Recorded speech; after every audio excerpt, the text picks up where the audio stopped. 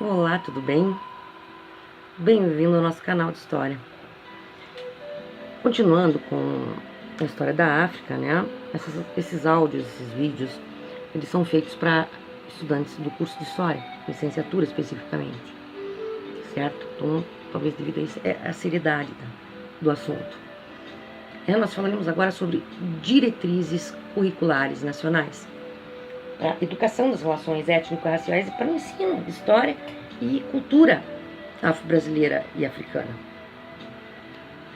A gente já falou um pouquinho sobre a Lei de 10.639, de 2003, que alterou a Lei de Diretrizes e Bases da Educação Brasileira em seu artigo 26A, onde oportunizou a elaboração de um documento com vistas a orientar trabalho na educação. Então, artigo 26. Nos estabelecimentos de ensino fundamental e médio, oficiais e particulares, torna-se o que? Obrigatório o ensino sobre história e cultura afro-brasileira. No inciso 1º, o conteúdo pragmático a que se refere o caput desse artigo incluirá o que? O estudo da história da África e dos africanos, a luta dos negros no Brasil, a cultura negra e o negro na formação da sociedade nacional, resgatando a contribuição do povo negro nas áreas social, econômica e política pertinentes à história do Brasil. No inciso 2º, os conteúdos referentes à história e cultura afro-brasileira serão ministrados no âmbito de todo o território escolar, em especial nas áreas de educação artística e de literatura e histórias brasileiras. As diretrizes curriculares nacionais para a educação das relações étnico-raciais e para o ensino de história e cultura afro-brasileira e africana são destinadas a orientar os trabalhos educacionais, fundamentar a prática docente e dar o quê? Sustentação à obrigatoriedade da Lei 10.639. Foi posto em circulação a partir de março de 2004. Nesse item, vamos buscar o quê? Compreender os princípios que norteiam esse documento. Então vamos falar um pouquinho sobre políticas de reparações, de reconhecimento e valorização de ações afirmativas, certo? As chamadas políticas de ação afirmativa ou políticas compensatórias são muito recentes na história das ideologias antirracistas. Essas ações visam oferecer aos grupos discriminados e excluídos o que é? Um tratamento diferenciado para compensar as desvantagens devidas à sua situação de vítimas do racismo e de outras formas de discriminação. Justo, não? As afirmações afirmativas atendem o quê?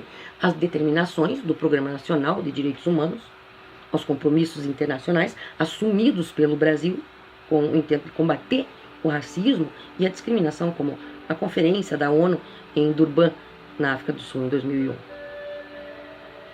A educação das relações étnico-raciais. Bom, as relações étnico-raciais dizem respeito aqui à redução de diferentes grupos étnicos, no caso brasileiro em específico, né, e aos grupos negros e não negros, dependendo de ações que priorizem trabalhos conjuntos, articulações entre processos educativos escolares, políticas públicas e movimentos sociais.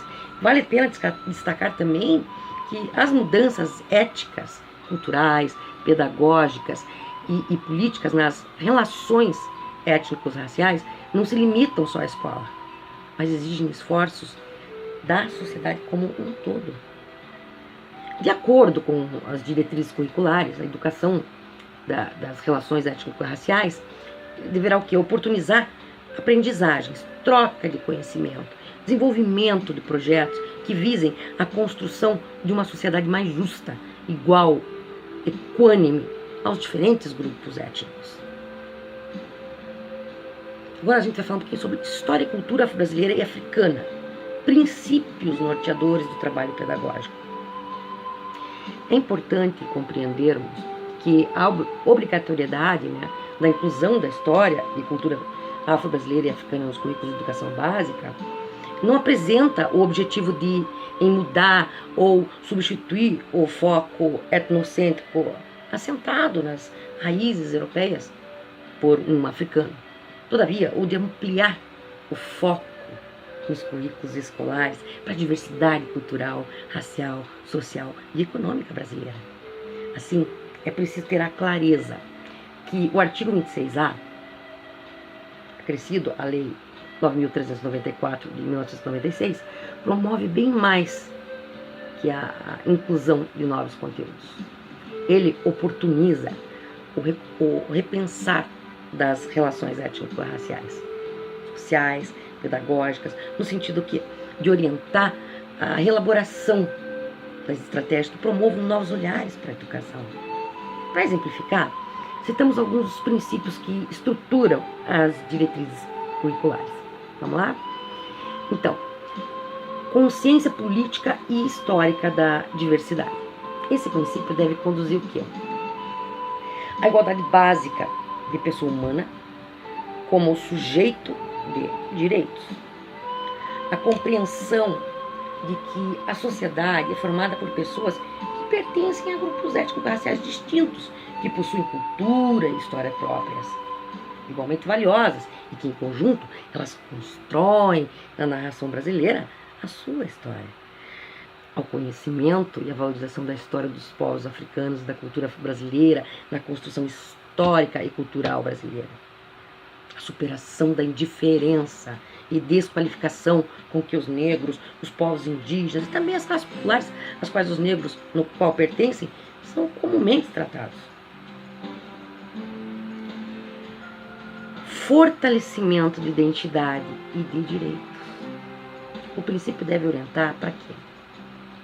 O desencadeamento de processo de afirmação de direitos de identidade, de historicidade, negada ou distorcida. O rompimento com imagens negativas forjadas por diferentes meios de comunicação contra os negros e povos indígenas. As excelentes condições de formação e de instrução que precisam ser oferecidas nos diferentes níveis e modalidades de ensino. Em todos os estabelecimentos, inclusive os localizados nas chamadas periferias urbanas ou nas zonas rurais. Ações educativas de combate ao racismo e à discriminação. Esse princípio, ele encaminha para quê? Para que haja a conexão dos objetivos, estratégias de ensino e atividades com a experiência de vida dos alunos e professores, valorizando aprendizagens vinculadas às suas relações com pessoas negras, brancas, mestiças, assim como as vinculadas às relações entre negros, indígenas e brancos no conjunto da sociedade. Condições para professores e alunos pensarem, decidirem, agirem, assumindo responsabilidades por relações étnico-raciais positivas, enfrentando e superando discordâncias, conflitos, constatações e valorizando os contrastes e as diferenças. No próximo vídeo, teremos uma leitura complementar com o título Os Quadros Cronológicos. Muito obrigada, bons estudos!